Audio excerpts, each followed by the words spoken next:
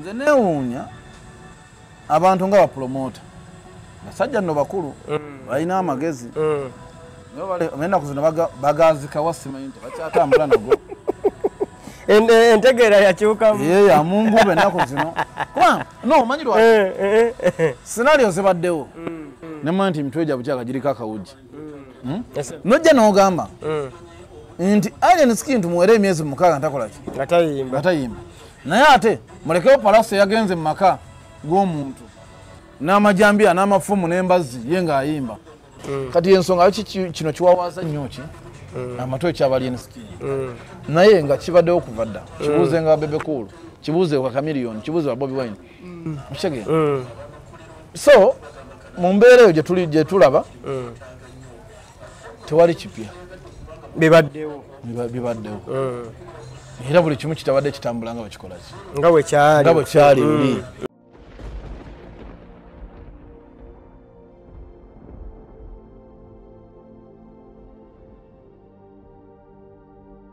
Assalamu alaikum wa rahmatullahi ta'ala wa barakatuh. Omulabi waffe omulungi wa Blaze Media nkubuuzaako nti ogamba otya gikutambulira gitya era nga nkwagaliza omwaka omupya omulungi wadde nga gutandikidde mu kasambattuko nakweraliikiriza abantu oba abantu abanyumirwa ebyamasanyu sirinze kandi munnamitiana ate nga y'omu ku management ekwasaganya David Lutati mwagiraba last year ku Serena Hotel yatambula bulungi kasooka taba okay ngenda kubabuuzaako buli omu gy'osinziira nkwebaza emirimu gy'otuusaako engalo obale kubeera ku Blaze Media kyokola kyakabi nnyo mbeereeko ye channel ejjokuwa byewetaawo kuba ng'ofuna so naye mbeerako lwaliwo ekikubya enzijjawo tunyumyamu nitwegeyageyamu tulaba ku butebe bitambudde naye nga mbaagaliza omwaka omulungi ogw'essanyu mwe n'abatulaba yakwebaza bonna abajja okuwagira emboozi mu kati climax kyemwakola kyakabi nnyo buli omu okuva mu nsi mw'osinziira mwebale nnyo mwebali eddala mwategeka omukolo gwali gw'amaanyi nnyo kiba kyamuka ne ŋŋamba bano abasajja ekintu baakiwanika mayinza gwe mukolo gwamwe gwe nasooka obeerako gw'emboozi mu kati edition eyo ey'okuna gye nasooka okubeerako naye kyali kirungi nnyo nnyo nendabira ddala abakyala b'ebitiibwa wadde bakyala baali banyiroza musinga beera n'abakyala bafaani n'abaami baaliwo naye abakyala ng'olabira ddala kirabika batunuulidde nnyo abavubuka envuumuulo ezaalya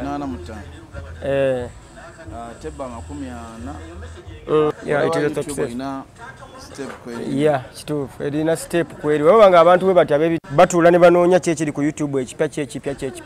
kitegeeza nti alhamdulillah online media nayo y'amaanyi omwaka gwe tugenda ku Serena ebejjudde then bano abasigadde abatiketi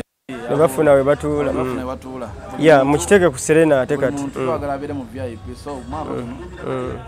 December ennaku zomwe zijja kuba 28 zijja kuba ku Serena kati saba ate obuwangazi tubeewo ffenna inshallah so tujja kubeebaza bonna okuva mwasinziira mwena mwena ne mujja ne mutulaba buli kimu mukama yasinga okumanya manyi social media eno bwe tuba twagala tukole tulina kuba bumu kweyagaliza buli omu nayagaliza Blaze waba nekyalina okukola ne tukibeereramu ffenna wamu bajatandika okutuwa value ne gavumenti yatandika okugamba nti kyaka twalumbiddwa so tujja kwebaza mwena mwena aba social media ez'enjawulo Blaze tujja kwebaza bulango bwayitangawo bonna bakyali baffe kyakabi nnyo mashallah Duncan omwaka guno gutandikidde mu mbeera sijja kugamba nti omwaka gwaggweera mu miranga ne gutandikira mu miranga tetujja kugamba nti twafunamu yadde essaawa eziwera 5 ez'okuwummula tetunnawummulamu yadde mu kugumalako ne mu kuguyingira biwoobe nakwaziirana abagenze ku bitanda abakosebbwa ebyobugagga byabwe ne bisaanawo njatandikira ddala sijja lwayo njatandika ddala ku nsonga ya Pius Mayanja aka Palaso ne mulwana mukwano gwo bonna mikwano gyonno Palaso alien ye mukwano okakubyewo nekanga nze mbulamu asinyuma yankona na Palaso kituufu kyonsana yini mizako ne kamioni banga kituufu awo kitegeeza ddala kuki kizibu omuntu okusonzeka ekigambo nti oli kyaliwo ng'ate si kituufu yaliwo kyaliwo tufamu obugireze ne muddiŋŋana ya kituufu era kati nga yakunda bamu ekanvaamu kwata ku musuuzi kituufu jakuwulira endooliito naye kati guno omwaka guli bwe guti nze nkuwulira Blaze akubeererawo gw'obeererawo kyaliwo akulaga nti kyaliwo a friend in need is a friend indeed gwe oba onjagaza obuzibu so nga ku lutalo kituufu awo newa mukazi wange newa mukazi nga ngenda kukwanjula nki embaga eba efudde musuuza saagala muleke mu mbeera zaalimu nattabbo mulumba bimulumba nebiggwa kati omanyi mu nsi eno tulina ebizibu bimu tuleka embeera zaffe okweyimusa mu mbeera zaffe naye tulumba abantu abatuyitako okutegera totobeebuuzaako ebintudda mu bakuba amanyi nze n'ebintu byendaba n'ebintu olusi byentunuulira nze naddala social media nti buli muntu bw'afuna simu ye aba afuuse munnamawulire bamala ofuuka munnamawulire n'aleeta endowooza ye oba omuntu ogwe kyokola ki kyegulowooza oluusi endowooza yo nnungi naye mu budde obubi obukyamu olwa ennaku zino ekibadde kitambula ku social media kyona omuvubuka bamuyita Saanya katinabyeko abantu abatategeera oli najja n'alumba Hajji Haruna Mubiru mu bulijjo basaanya basola wa Hajji Haruna Mubiru ku hoteri nembabuuza Hajji Haruna aliwo ebitanda ani nembabuuza nti hoteri ya Hajji Haruna Mubiru eriwa gye basulako naye ŋŋamba nti bw'oba tomanyi leka abantu bafiidingamu busiru bwo wabula sooka onoonyereze olyoka oleeta obusiru bwo mu bantu ng'abantu bategedde nti toli mugezi oli musiru nti olejja ku social media nagamba nti basaanya babadde babanona nga babeera wa Hajji Haruna Mubiru mu hoteri wa Hajji Haruna Mubiru basula tomanyi naye toyagala kumanya ate weefudde amanyi olw'okuba bazuula ekintu kimu nti kasita tufuna omuntu nga Blaze oyo ne tumusibako ekintu kimulemezaako bannayuganda abamu bajja kipiikinga naye ennaku zino bannayuganda bategeera balina emitwe basobola kunoonyereza ko kati abavubuka badde boogera emitwe ebyekisirusiru Saanya ng'ali mu ddiiru ze ne byali nabo ffe twabalabako mu Makindi bwe nkubalaba e Makindi hoteri gye bayita Tuways ogimanyi otuzanyira polo webasula newe bava mukomera webasula ng'era emmotoka ebaleeta nze naye simanyi nti we muvubuka naye Saanya ng'emmotoka ebaleeta ne batuusawo ku Tuways ne balinnya amadala ne bagenda waggulu enkeene ejja ne banonawo naye oli ayogera ekintu nakisiba ku muntu ng'amazima ga Katonda takiinaako bwino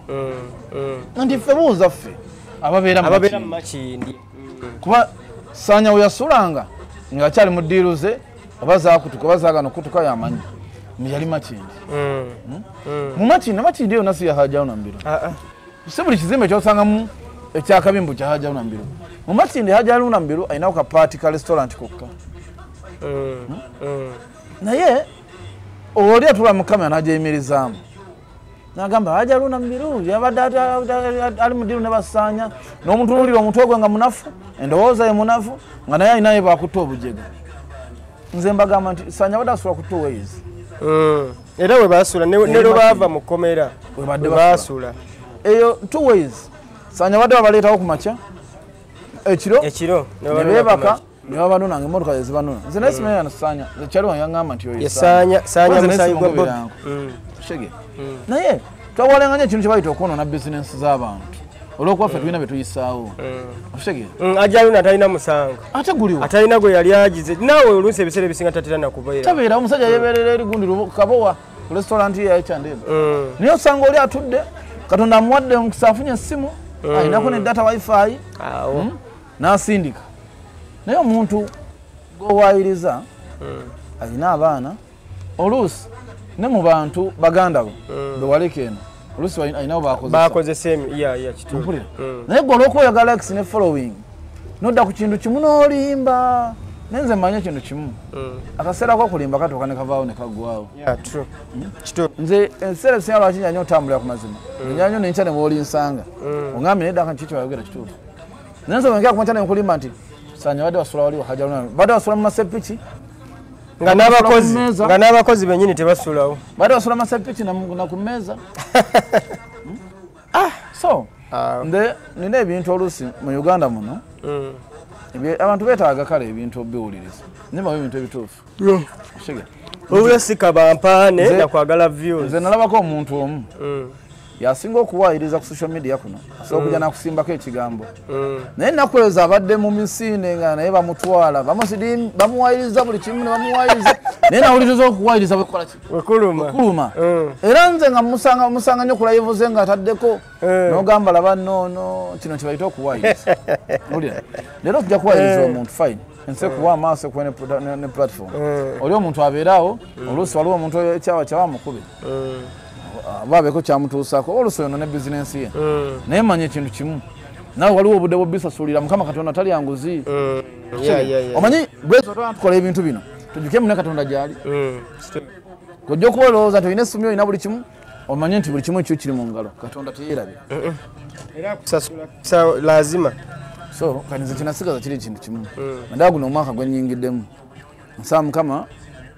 akkirize ngubeeremu yali wange nina omubeererawo olutalo nina omubeererawo wange tasobye kuba siye Museveni nze omuntu gwensinga okulwanyisa Museveni kati simanyi lutalo luyagaana ddi Museveni kubeerawo simanyi Musuuza luyagaana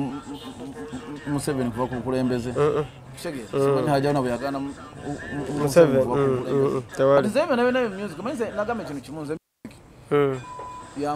okuva nagiye Kampala bwe mulimu mwenkola mwempanga lya abaana bange basomera kati nze bwe nsango yakoona na music twakola ne bwoba mukyala nze nalina mukwano gwange ku social media okwo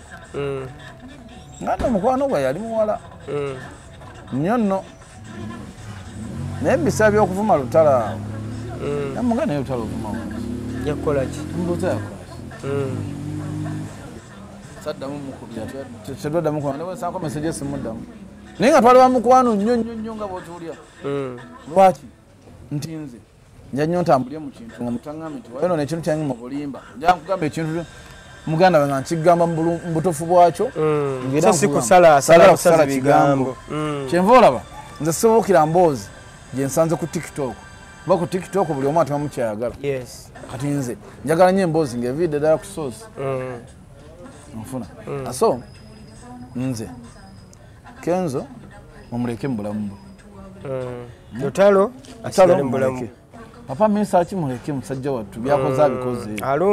aluna mumuleke olira kati abisigadde fena obuzubuli bw'omubukka bwa Museveni kyuka tulina ginoyinza ku Museveni si ku bayimbi abayimbi nabo mukkirize nti bizinensi zaabwe ojja kusanga oliaga muyimbi waki ayimbye gundi nawe olina edduuka lyo naye buli ajja mu dduuka tomubuuza nti waliwo enyalemu oba waliwo obaguza buti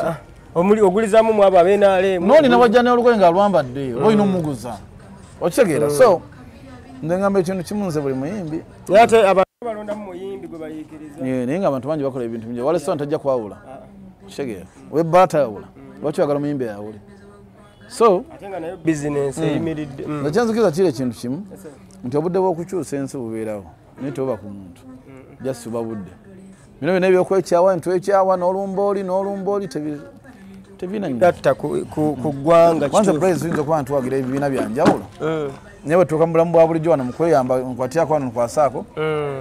tuteekanga fena nga buli omu yasse ku munne so nze ebyo ebintu byonna nga bwe mbiraba nze kyali wange yakyamulaba palasone nga nze bazo sikyali wange by the way mu bantu besaagalanga okuva kudde wano simwagalanga ubadde wano omanyi oyo kyali alinamu ezalawo naye nga ovudde mu zalawo agyemanyi ate nga ovudde mu kugyemanya sirina nnyo kyemwangaza ensonga tuba tuli awo Alien Skin ne Palaso beeguddeko mu Mpere Festival byonna nga promoter wa music mu kisaawe ky'okuyimba byonna wabiraba Palaso alumbye wa Alien Skin paka leero tutandikire mu nkuuka okay tutandikire mu nkuuka kituufu omanyi waliwo embeera yaliwo luli yajja mu nkoka ng'akimanyi bajja mukuba bucupa kitegeeza ng'alina okujja nga yeetegese era yajja yeetegese butafuna bucupa omuntu lwafuna akacupa teri muntu addamu mupangisa mu shedda baga wetaleeta abantu babuba bucupa kitegeeza nti abantu abo nabo baba balina okudifendinga emirimu gyabwe basobole okusigala nga bakolaki nga bali relevant kyembula nti ebiseera ebisinga buli atakanywa akacupa tewali afuna kati mukyo bebekulu bw'atuuka n'alina skill tobalaba osana okwemululamu nemulamu newetoloolamu ne bamuliza n'okola ki okwewala ebizibu kuba nze naye nemba ku stage n'onkuba akacupa tuyinza ovaawo kubanga oli ku brandi yange gyoyonoona kati nze njagala abantu tuyiga empisa nze ekivulo ekirimu omuyimbi gwe sagasi kigendamu ekivulo ng'omuyimbi alimu simwagala sikigendamu okutandika okwerumya emotional osigala ewaka oba n'ogenda ewalala naye ate kati sirina nsonga lwaki ŋŋenda mu kivulo kimu omuntu gwe saagala okufunayo ebizibu so tuyinza okuba biti naye ekyamazima n'abantu ababeera mu bivulu beddeko tokuba muntu kacupa nalabako bali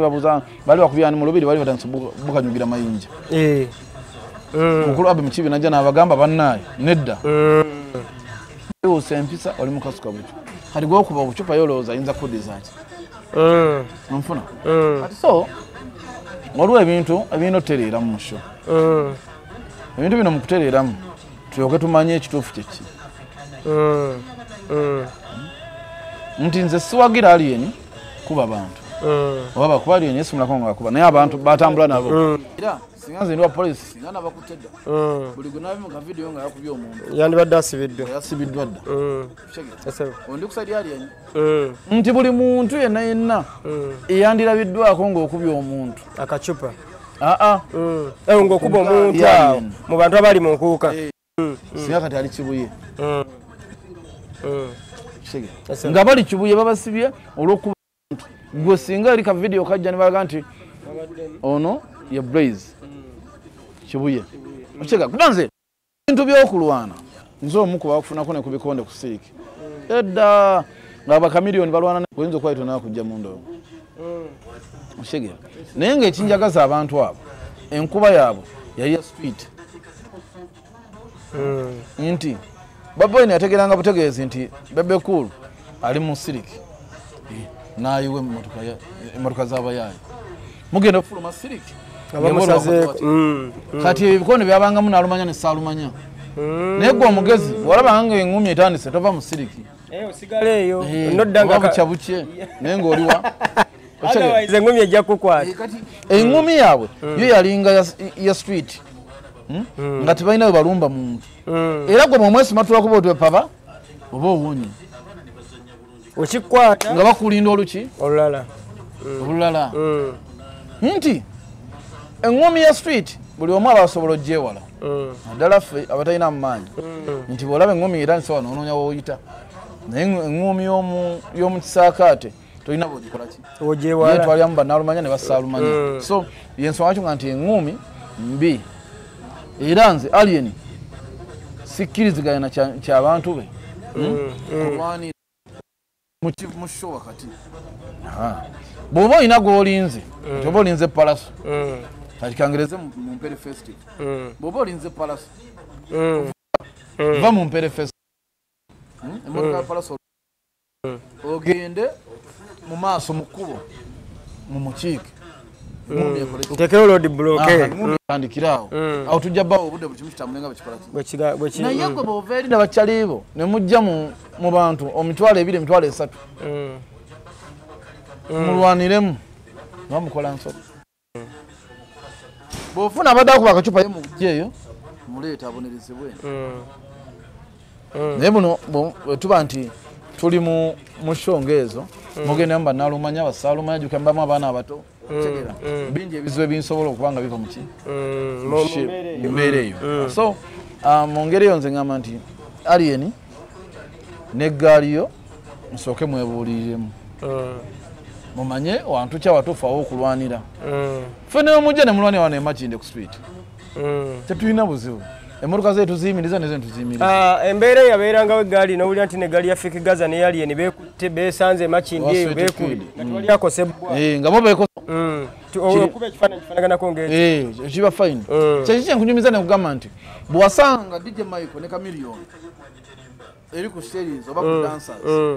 engumi yabwe yabanga ku kkubo kuba bikonde okuyaba nga waliwo azembo ayagala kulaba n'emukwatiramu naye nga ffe twamanyanga nti kati Chameleone keyeguddeko ne Michael gugenda kuseka abagezi ne tuyitamu ate era tebayingiranga mu siriki eyo balindanga mu lukuubo tegeera kati nti tusookedde ku Alien Skin yedda lwakuba nti Alien Skin wegidde media ningi nga ne TikTok byonna bingi social media TikTok Facebook YouTube aba YouTube banoonya content kati ensonga kino kiwawaza nnyo ki amatoe kyaba Alien Skin naye nga kibaddewo okuva dda kibuuze nga Bebe Cool kibuuze kwa Chameleone kibuuze wa Bobby Wine kitegeera so mu mbeera eyo gye tulaba tewali kipya bibaddewo era buli kimu kitabadde kitambula nga bakikola nga bwe kyali luli kitegeera so mu byonna lwaki nkugamba bwe nti nze nyinza kugamba Alien sookuba n'abaana batono naye nga tebalwanira naddala mu bivulu bwe bityo naye kyekiggaali toyinza kyewala kuba sawa zino olina abantu nga batakwagala bangi b'olinyidde mu mugaati gwabwe waliwo alaba nga gwalinga atwala projekiti y'obucupa yali ya bajjo ate kyabitandika kiti be batandika projekiti z'obucupa ezo z'okuba sayansi babapromota abamu ebiseera ebyo bajjo ne Abidex be baali bagondi b'obucupa nga libokuba abantu obucupa bo bagende wasale ne bagamba omuyimbi tebakyafuna simanyi babakuba obucupa ne basolooza kutaddewo kati bamala osolooza kati balaba Alien alinye mu mugaati gwabwe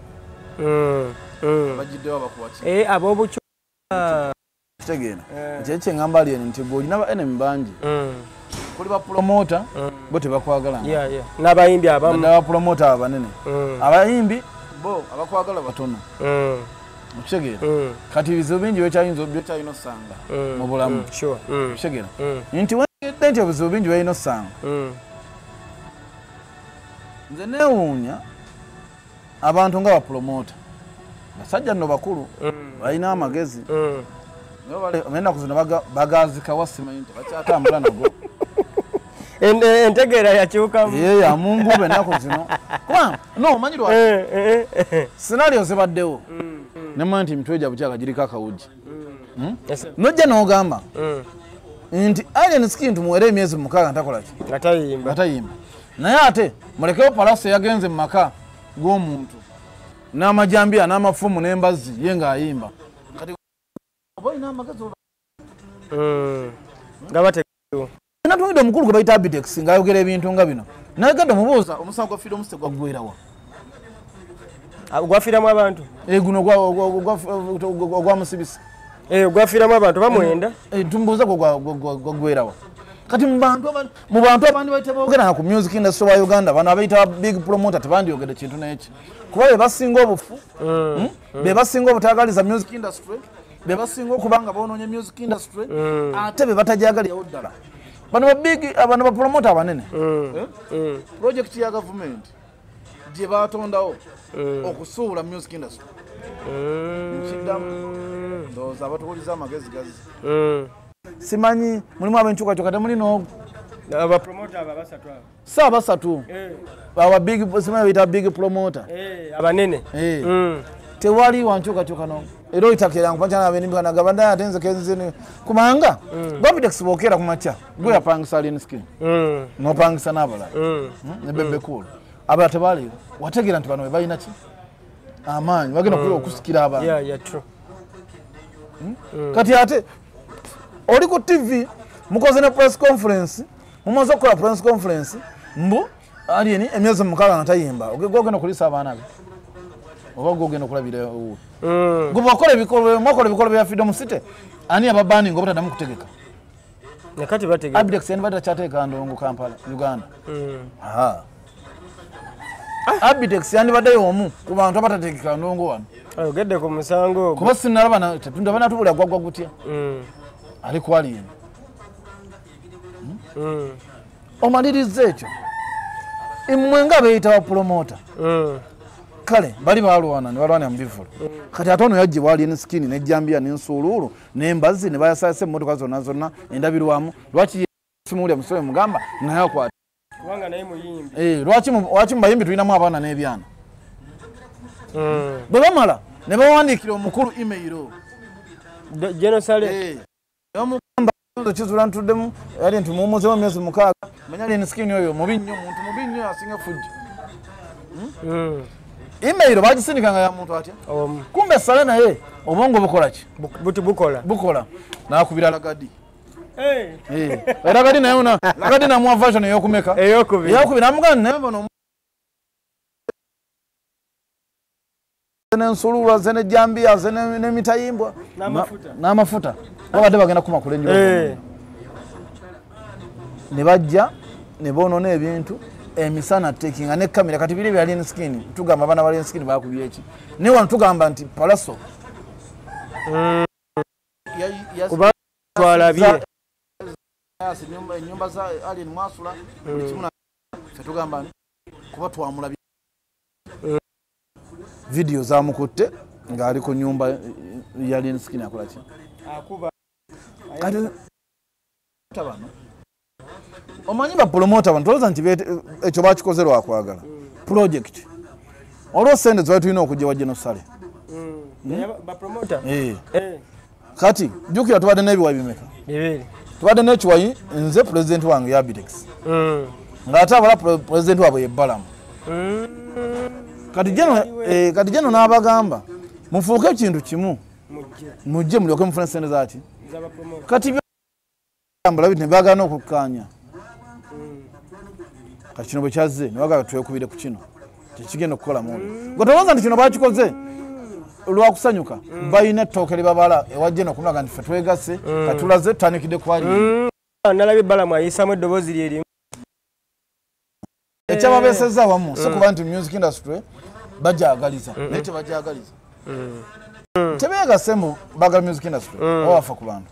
beegasse kutuukuza kiri gino kyabagamba nti mwegatte mulyoke mufune sente za sako kati bayagadde kulaga nti tukoze eki nti beegasse bali kimu okitegeera kati era ojawulira nga balina sente zebagala tutegulayo abo abasajja bapromota bamafia n'endongo bagitunda bo bennyini mukubanga batunda endongo kati banoonya gimaliriza otooza nti endongo etundibwayo bagitunda kati bagagisanyizawo kati badira alien ono bagambe jeno nti alien mubi kaine jeno yakoze akodi n'atuma lagadi tola bikola gadi wa alien skin goloza badano era ne ibawe goloza badano nyechi alien skin ayinza okuba abaddaze kola research na kulaba ku ground dala kiri kitya mpulya kati promoter betuyina tuchina wa promoter baita big promoters ba promoter bafuka ba mafia wa Museveni kutegeera kati ba mafia bo banoonya nti kati Genocide mulimbye tutya tumujjeko sente Museveni tumulimbye tutya tujjeko sente nete baga nti mbu bali mukola simanyi bagala kutereeza music industry ate nga bo bennyini be basinga obuvuyo music industry ina je njagala okubuuzaawo wennyini point gyogedde abapromota abo nyoza mu mwezi nga gwa endagwa 8 mabegako mwaka guwedde bagende wa Genocide musale n'abawa nawula nti milioni 600 amaloba wa milioni 600 ate ne bajja ne bakola olukungana lw'abamawulire ne bavuma sale nga bagamba eyeeyita Geno Sali musale ne ngamba bana abasajja bava kufuna sente era babadde eggulu be bamu kubaleka amabanja ku hoteli z'eggulu babeera batyanga ate we bakomawo bavuma sale yabeera bagambye mu nvume embongere sikitegere kati bolabanga nga bevuma omanye nga baneeganye obuzibuwa mu ngabana kati mulimu ba mafia ne mulimu abati okuswala nga bote bajja mu mitwe gyabwe nga beekweka mabbali ne waliwo batati okuswala nga ye sente zazitwala nga tayagala kumanya oba muwabiddewa nakuvuma kati nga bana yekola ki yeegane abo maliza bamala ogisamisamu ebyo nga jje n'abagamba bana ate buzibu ki mujje tulabe waliwo abatafunye nga bongera onfuna kati ekibasumbuwa bonna emitwe balina abantu babiri bo bawulira mutwe gwe baagala okulwanyisa baganya okulwanyisa alien skin ono kuba alinya mugati gwabwe kati mugati gw'obucupa yagujjawo kitegeera kati kibalumya omutwe ngabo bajjo ne Abidex abakitandika ekyobucupa oba bajjo ne Abidex waluka ekintu ekyasooka ekyokuba bigayo obucupa ne bakuba ne bebe kuulaawo eyo ne ali strategy ya bajjo ne Abidex era si wasanyufu okuba nti alien skin ajjeyo project yabwe gyebakola ki gye batandika okitegeera kati ekyo kibasumbua ekyokuba ekibasumbua abasajja tebaagala Kenzo kituufu era balwanyiza ne musuuza olw'okuteekawo okwegatta jjukira bo mwe bafunira kati Kenzo ono bo bamulaba ng'omuntu abalemesa omuki omugaati era jjukira gino abasindika abayimbi abagamba mugende mubasindise wa Kenzo awo oba bayisizaamu amaanyi kibaluma yagala tukoze tutya kati omuntu yenna alina amagezi nga gwe promo ng'era oyagala music industry wadde osooka n'oyita Kenzo namugana ekifo kye bakwasa balwanye tukoze tutya amagezi tusaddewo amagezi n'omanya nti obaayi Kenzo abaddewo ne Kenzo enteesa ye baddewo eti abantu bano tubakwate kuba gwe ekyogaana ali mukaaga nga Palasa ayimba gwe kennyini nnyini ne Munnayuganda ajja kutunuulira kulaba obutaagaliza n'enko n'emitima mbiga olina oli gwe baalumye ne basayasa emmotoka ze ennyumba ze ne bakuba y'omulese eyakubye ebyo ayimbe naye ate ono yafunye omutakanya mu ndongo ne beekuba y'omugamba nti mubi kyo kitegeeza nti gwe bapromota balinaku alien skin ekintu alina omugaati gwabwe gwaba omufuna ate abantu abo abasinga obwo bibali babiri Abidex ne Bajjo nti atuula wano naye oba neyefuula mbu akuyisa ojja omuyimbire naye nga ne sente zakuba zikola ki zimuluma kyaleko nti Abidex ye alowooza tumanja ajja sente zitekekano alowooza witusi alowooza tuli badongo nze nomuwa ekitiibwa kuba pulezidenti wange mu kibiina ekintwala munya ekitiibwa naye ate nze kiki nagamba nsanga omuntu nga wadde nkuwa ekitiibwa newesirwaza nkuyisaamu naga nti sebo tereezaamu ekitiiyo kiyita kitiiyo nejjiiko nogiyita jiiko bano singa wadde bapromota batuufu ng'emitwe gyabwe gibayimirira wadde bayita abantu bameka alien skin jangu Palaso jangu alien skin ayinza kugaana kujja ku poliisi nga muyise olya mutuule wansi mukkaanye ebintu Kenzo nga bwali pulezidenti waabwe ne bapromota bwe buli poliisi weeri ne bakikukwatako abakwati naye bo bafunye kakundu ne bagala kye tubatukola okimanyi era bwe bamaze obikola byonna byonna email bagiweereza Genocide lwaki nti twagala kutereeza mulimu guno naye nga twetagayo facilitation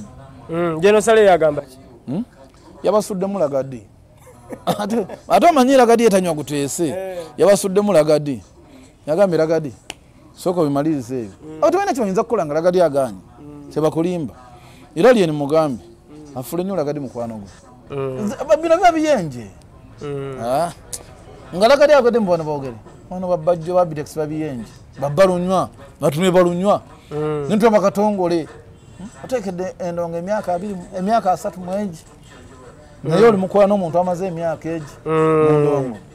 yakulumya omutwe awo otira nti emitwe minafu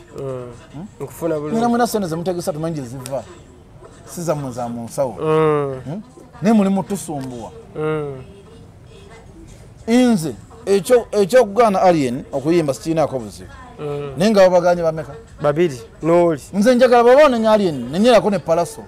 kuba alien mu kutandika Palaso yasooka okuba alien si bwe kiri bwe tumaliriza Palaso yazaalumba alien ku show ne ku TikTok live ne mukukera ya mulumba kitegeeza mukuke kitegeeza alien skin abakubanga obudde bwe yamulumba yaliwo bali bekubira bali kugwera kati wakigwo ngamba nti Palaso ye munaye oba family ya Mayanja bagityako ki gwe sebo no down ogamba nti Palaso ye ate munnange yazze n'alumba ate nga yalumbye ne Jambia n'embazi n'ensululu ye mbutambani ngabula bani yalwanye mu show kati otunule ndi ba promoter baffe nyini balina ekizibu ku mitwe emitwe gibasumbuwa bwe gitabanga myaka gye gibasumbuwa balina ebyokulaba bakozesa bye talina kozi byakulya ki ebyo tulema birya tetugenda kubiri nze nabadde mbasuubira okutula wansi nebagamba ng'abantu abakulu alien ne palaso tubayise mu kakiiko k'ebyempisa kituufu nga kalimu kenzo kalimu mulimu ne bapromota naye sebo bo batudde amaze okulya ffene waabwe ne balya n'ebijanja byabwe ne bafuna ne batuula ne baga kati ffe tuweze alien screen emyezi 6 kalinze ntegeka endongo gwe abidex gompa sente teke endongo bwe manzi njala alien screen tesobola kuga tabadde mukogera bintu bya kisibu bitakwatagana bo benyini basooke beetereze nga bo abidex bwana bose batuukirivu balina emisango gyabwe mingi balina ebizibu byabwe basumbuwa bingi kati basooke babitereze baleko bajje ku alien nze ngamba omuntu yenna anenya alien nenyirako ne palaso era abantu bameka kubanga ddala oli concerned about the entertainment ng'ate ba stakeholders abamu ku bo be bayimbi buli omu munenye mu kisimu ali ono akoze kifuno ono akoze kikyala ate tosalawo ng'asalawo ebintu kati bano bapromota basazeewo ng'abasalirawo famire zaabwe batudde ng'abali ewaabwe waka manyi batwala wansi ne beerabira mbu buli muntu ali music industry mukulu ate akozesa sente ze kati gwe tosobola kujja kusalawo nga asalirawo famire yo just bano mbadde ndabayisa munyegerwa kuba ndi mulimu abasajja bempa ekitiibwa mbawa ekitiibwa naye bano babajja basigenda bawa ekitiibwa abitex balosijja bibawo eggulo limu Duncan press conference gye twaliko yali ya 29 wazi 29 nga 3 enkuuka yakusanji enkuuka yali yankeera no yeah 29 I think enkuuka ya 3 mulungu Abitex yagamba yayisa ebigambo ku mikutu gye twalina n'agamba nti bannaye abantu mwekuuma obutakasuka ki kacupa kwa yamanya nti obucupa bwali mu mugobesezzeeko enkuuka ne bagimuggyako kati kitegeeza bamuwadde chance ey'okuli n'ayogera yakola statement n'agamba bannaye ne woba onywedde mazzi togeza n'okawanika akacupa mu bbanga mbwokebero bagakyalimu era bw'onaakikola bajja kuyisaamu yali agamba agenda obba kitegeeza nini alina eggaali gye yakola nga Abitex alina eggaali ye lwakuba tekwagimanyi kuba ekyo naye yakyogera ate mu kamera yali amaze okukinoonyerezaako nokikolako okitegeera kati Abitex ng'omuntu naye wakubuuza kubanga statement yagikola tugirina ku videos ng'akyogera ebiri ku mitimbagano ekyo kyo kye yayogera ng'akigamba nkuuka watyanga naye yalinamu eggaali nga byonna byonna eggaali ayagala gifuula yali kati naye yennyini wakubuuza era question mark naye awozigira ne mmubuuza watugamba tuwanika akacupa tujja kufuna empi baani bali wataddemu abagenda tukuba naye ate okuba yakola eggaali nga mweri omu etambula kitegeera so Blaze byonna byonna nga tubyogera ekintu kiri kimu gwanenya alien skin nenyezaako palaso mayinza mulamusirangayo muntu musiru namutiitiizi nga palaso anti omuntu yenna olaba ewuwo nsobola okujja osaa mwenda nenkola kyenjagala nenfuluma naye sobola kujjayo nga wooli nga mmanyi otudde bweru wabaana bokkabira ku saa 6 okuddawaggulu babeera batudde awo lwaki teja saa 6 emisana machanga bakooye bebasa anti saawa zewaba bebasa abayimbi kumacha kati ye yagera bebasa kuba yasula teyebase yasula omutwe gumuluma nalaba nengoye ze yali mukumpereze yagiramu ngataddeko videsi jacket yakyusa biri kimu kalina abala bano nga tebannazuukuka bakole fujjo era ne bazanya alien skin omwana yatugamba nti alien skin yabakubira essimu n'abagamba tewabaawo afuluma mu nju no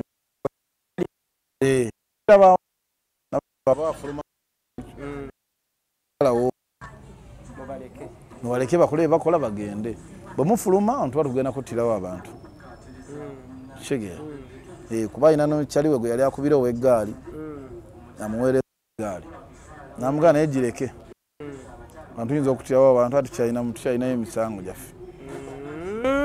era gwe tolooza nti abalamu nalaba nga waliyo emisango ate wano waka natayagala waka kitegeera wakati palaso y'abantu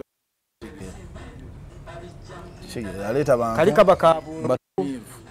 macha baali basuze mu bbaala batalina adde 10 abatalina kyena kiba manyi Palaso yerabide mbu naye tumumanyike lwakuba tusika bwe tuli munyumizaako ekyomu Amerika ekyamutuukako okumusiba era nawe tujja kituukako naye katusooke tumulekera soke tutambulire wano tutambule ku kyawano ate ekinsanyusaako nti yayeza omuze buli amwogerako amukubira essimu namulaba oli awonera nawolaba ekikeni yange bamuwoninze naye tajja kuwoninga buli omu ebyaliko kati bya kisiru manyi amagezi gano abo kintu kikulu manyi buli wabeera nga tolina magezi manyi mulamu oyinza okuba n'amagezi amasome naye amazaali kintu kikulu kati alina okukozesa nyamu kuba kusaawa zino alira ku nsuku ate gwalira ku nsuku ate okubira abantu awali obutaala yekwese yekwese nze ngamba ekintu kimu nze kankole ekintu kimu mu bulamu toyinza kukeera n'ogoberera n'okukera ng'oyita muyaayo oba muniga n'olumba omuntu ewuwe kati wate bwe osanzeewo baana bali mu kuzannya bweru abasajja banavuga botambula nabo tebategeera oludde balese banywedde enjaga basuse batuuza ne banywa enjaga bamaze okunywa enjaga balese kati wate basanze obwana ebweru basanze mama wali nebweru agenda kutabula kacaayi awo budde kumakya sawa 2 afulumyemu mukazi wattu afumba kacaayi bano abavubuka bamusanze olwoza bayinza mukolera ki kati Palaso watyanga omuntu afiiridde wali awo nga vidiyo zikutte nayo kenyini wooli ngera wezamukwata kati kyekinga nti mu bulamu bw'ensi kozesa nnyo amagezi amazaani olaba zino fayiti z'okuswiti zoza nyangu nti omuntu basoba mukuba kyebamukubye olina ayitamu bategedda nyamukubye wane naye zewakana ziriko ne vidiyo enaku zino vidiyo zikwatibwa buli wamu so mu byonna kyenyinza okugamba bapromota mweddeko bemba musala guno omusango simanyi omanyitya naye omusango namukusale nga gw'abantu bameka Palaso nawe vaayo embyo tezimala vaayo abakulu wansi n'aliyeni muteese ogenda kuba Palaso kitono ennyo olina okuteekawo miliyoni nga 10 abiriza ebintu kuba nawe batayagala nga baagalamu mpya emotoka bazunu Range Rover oyinza ogula empya Range Rover ntijukira bagikumako n'omulira watyanga system yayononeke y'omuntu kati awo bagikumako party yemabega kati awo kiba kitegeeza Palaso oyita miliyoni nga 2 okutereeza ebintu byewali ne skin weziri baga abayimbi tebatera tereka tisente omunafu tagwa ddalu oyingira mu ntalo zeki kasita ayinawo emmotoka asobola atunda empya oyingira mazina g'enkimu olina kubanga olina omukira kutegedde ayina emmotoka empya asobola atunda empya naye fitina mbi Palaso tolowooza nti ekyamukubisizza emmotoka za Alien Ski mbu yabayita manyi yabadde fitina bulatya Range Rover abadde ne Ford ewaka Ford kyebagikoze tematema Range Rover nagisako ebitayimbwa eyo fitina yabadde tawanya Palaso omuntu yenna nga takulinako fitina yabadde ajja buzzi naganze noonya yankubye yaani bwaba taliiwo n'enzira lwaliwo Alien gwe noonya omuntu kati kankubulira ekintu kimu omuntu yenna oli bwoyituuka ewantu noyasalasa ebintu ebyebbeeyi ebiriwo kitegeeza kuba mutima gwo mubi nga biri ebintu bikuluma jjukira Palaso yayimbidde yavuga emmotoka bagiyita kuluga ogimanya enjeru yakyakulamuko nga haliya nekifa natuuka nokivuga nti kyalina nashooko okitega kati yakakyusaamu neno enyininyini gyavuga tenaggwayo naye badde fitina futwa mutima mubi fubitizi agamba ali ennono nga sipiidi gyaddukirako nnene ate nga namukuba oluyinga manyi musudde musindikidde abantu amusabula manyi musudde naye kati nganda badduka emisinde kibadde kimusuma Alien ono akola ki amaanyi gati intelligence gyakozesa kubanga mu bye nawulidde mbu yabagamba temubalaba ke tubakubyemu kale statement oba simanyi bwe kiba ti engeri gye tulwanye engeri gye tulwanyeemu wano engeri gye twekubyemu bagenda kujja ewaka balumbe Alien nga gyali era yaliyo abaana bwe bajja bwe mubaleke ye yabagamba temulaba nti no tuzze wano nga omuntu wasagamu ne baboyeevu n'agambwe bameni mukimanyi temulaba tulanyemu awo bagenda kujja era tewayitawo ddakiika nyingi ne bajja ekiro ne bagenda ali naye recordinga ng'akuba ki poliisi akuba ku poliisi biki poliisi nejjalo poliisi yali ene mabegene bana bakola patrol ekiro ne babagoba eno side ngezi alagadde babagoba era n'abagamba era bagenda kudda era ku makya ne bakola ki ne badda naafi waddala buli step egenda mu maaso bakola ki nakati ne bamanyi asirisi azanyira nnyo ku intelligence wo ng'akimanyi ogenda kola ki katamanyi kyabakoze ono yasize motokazi naye kibuzi yakozesa mu video ako kankubya ntya anti kabadde kanzise kiwadde wasuubira mbu agenda kujja n'oluyimba nga luvuma palaso biki teyaluyimbye ali ku bibye ne mu nsa palaso yakayimba ennyimba 3 ezi nabuuzizza palaso abadde ennyimba yalikodinga ng'atereka zikomawa omanyi wali oyimbye omanyi lwakuba kino kino abantu bakyerabira naye kingi wa internet saawa ddala tiktok tuwangaali italian ski naye nakyatutwala naguno omwaka ajja kututwala mu5 tugambe palaso yamuwa ntandikwa nnungi kati palaso agezaako agobe ali nskin ku internet kati aba kyeyakoze ate yerabisizza okugenda wali n'okolayo effujjo n'oyasayasa buli kintu kati abobongo obutono baga nti palaso kyakoze kirungi omuntu kosanga muti palaso kyakoze kirungi omusajja n'asirika n'atakuddamu n'alikodinga vidiyo ng'ali ku biwayonoonye anti akukabadde kanzise naye ate luno dda kirunaku olwo nalukeddeko ekiro nga luli 10,000 mu ssaawa 21 ng'olwomukulu lutambula ng'olulema mu lunaku lumu emitwalo nza tusukka 10 kyemmanyi tukebereko ku katono wano olabika lusukka emitwalo 10 naye nga mu lunaku lumu naye nga nze mbyonna swagira fujjo naye fujjo bw'oba omanyi oli mu bandanga bwe bagamba ebyo street bisigala bya ku street tulina emitwalo 12 mu lunaku lumu ate olwoli kankebereko ati so mu mbeera ebyo nalina gye tulimu oba gye tukolamu ngamba abantu fujjo si ddungi effujjo libeeko likola ki werikoma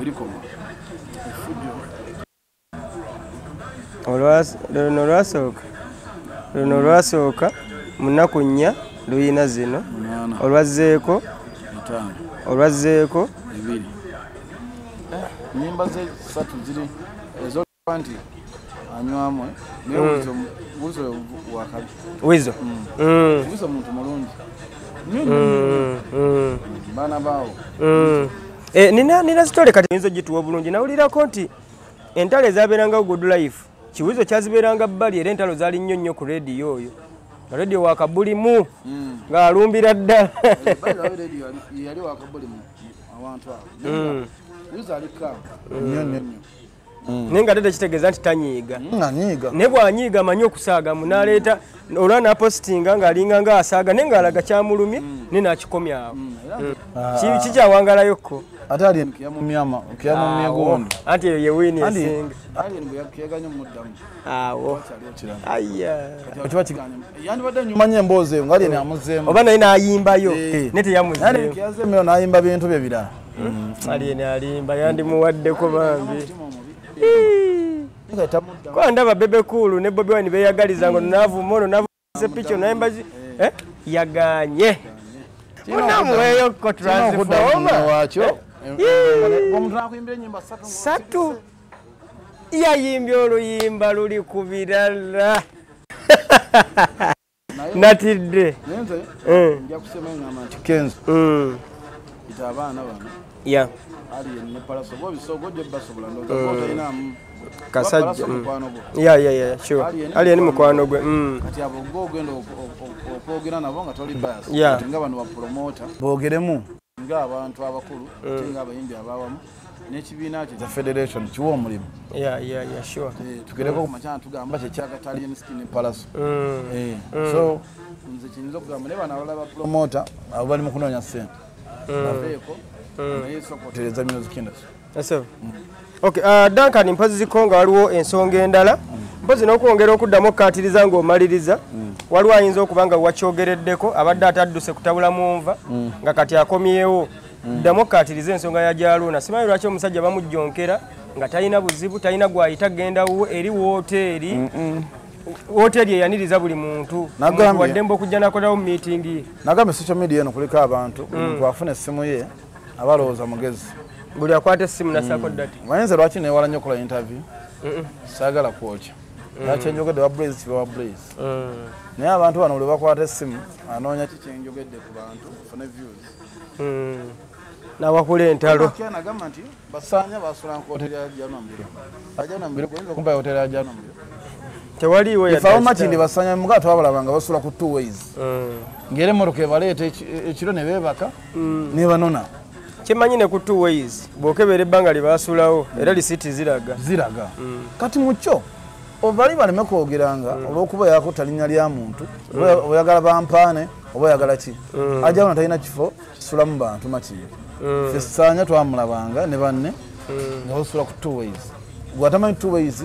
eri makindi opposite paka last weeri Basanya babaleetanga ne basulawo ne bakira ne bakola ki ne babatwala mu mmotoka kati mwe muddaawo olw'okuba yagala nnyo bampaane mbu basulanga Bajawuna mu biro buga nyino batotegeera akyogera totegeera naawe akikiriza kyeyinza okugamba. Okay, mpozi Kongo ina akatalekeka. Just njabe baza kulabo Blaze Media. Mbebaze obudde wamwe omutwala mbagala nnyo sigala minga mu following atayina tabu mawuli aganoonya kuva wansi tali mu kyekubira mpozi bweyogera ku Kenzo mbate mukwata wandi mbasijja bakusaidia musajja mulungi nange naagala ku tasobye wange sure suuza na Jaaluuna kyaliwo ndaba kyaliwo ne Misaki abayiza mukulike wa Misaki nalaba mwaliyo mukumalako era omwaka ennaku ezo zennyini twagenda bakyali bafaako manyi mu nsi eno guno omwaka ngenda kuyigiriza ekintu kimu Blaze tofanga ku bantu boogedde ki wabula guno omwaka twala nnyo ebintu bino nga byamakulu omuntu akwagala oba oyagala omuntu akwagala omuntu akugattako mwesibeeko nnyo oyagattako nesiba nnyo kuyangattako era musuuza mugebe munoonya ndyangatteko agatteko mashallah ng'omwaka gutandika sinafuna ssente sinamukubamu ku luseke lwa mwaka nkoleko olutalo yamaliriza nyimbiddeko climax mashallah namulabye yazze omukolo nagwesa ekitiibwa bambi Misaki yayimbye bembi bangi kanantongo abasiba bangi kati musuka goma mashallah era bwomulabirako mugebe mu baana kale twebaza nnyo mwe n'abatulaba ali kamera Jacob Kawombe ayalikaawo era yakwatira ekifaananyi ekyo kyolaba nga kimasamasa akulutimbe gaggadde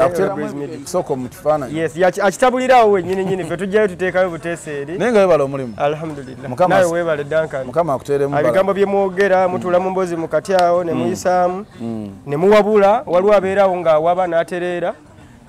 manyi bangi nnyo ababawuliriza ne bategeera ne badda mu layini ne byokoze n'ojja ku Blaze Media n'oweereza obubaka abadde awaba n'akola era mulai era banje ojabala bamagidanka sokera baize kusanyusa muntu ate bakulimba nti nze mbeera nonga danka nsanyusa abantu wabula oyogera nze njogera kyempulira kyobula mbadde nkuwaayira mbuli mukwano gwa Palaso oŋŋambiddewo nedda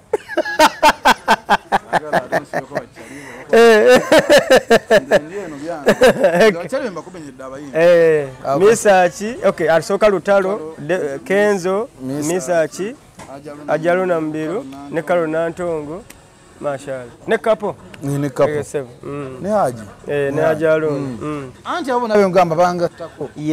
nti neofuna embeera yonna bamanya ngenda kutegeka kivulumitiyana bensookera bambaga temunyimbiddeko tugenda kuyimba kyovula bensonga we yali wa Misaki Semakula wali wavuga emmotoka paka buwaati ate kuva ku makya paka kiro kati gwe ngamba ki mulabiranga ddala 226 naye ngamba nyina okugenda bonna bagenda kugenda bayimba mashallah kitegera kati ate nziraawo nze njonkere nze bangamba ojja mu kalulu 226 naye kyeŋŋamba abantu mu bulamu bwo towala nanga omugagga kubanga asobola okugattako olunaku mu maaso awo nkiddamu buli muntu gw'olaba nga wala n'omugagga aba talina maanyi gamutuukako naye ffe abalina amaanyi agatuuka ku mugagga tomuwala omanyi obuzito bwali naye batakuwadde ssente ya akuwa amagezi nti ffe tusobola okubeera buli omu naakola dankani eyo biki naye nze bwensanga lutawo nangamba dankani ennimiro eyo eyamba ekyo nsanga munimiro nosa musuza nagamba dankani nakyo namusuza nogamba musuza kale naye naye tewana atunyumya obudde buwanvu mwanyumya ne video shoot temwali mu ssente ne video shoot nagipozinga mwali mu bigambo byamakulu byokka era musuza nkunonoddemu mpeyo ku bigambo byamakulu video shoot yagipozinga okumala essaawa kamalirize dankani nga alina ebigambo ebyamakulu era nakati muŋambire nonya ebigambo byamakulu naye kuno njani ayongere n'okugattako agenda neyanziza dankani amashallah mbadde misingo nyumyamu ne dankani omwaka bukyanga guggwako ate nga guggwako awo baali nnyo muwasiwasi wa mbozi mukati ne gutandika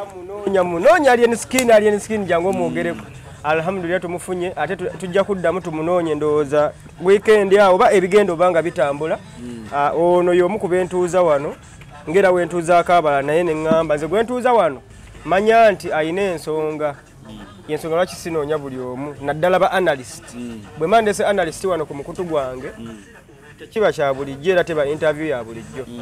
toyanziza nnyo dankani obudde bwo ku kamera Jacob Kawombe ate nange nsigadde nga nze Sennoga Blaze Jordan amina yes sir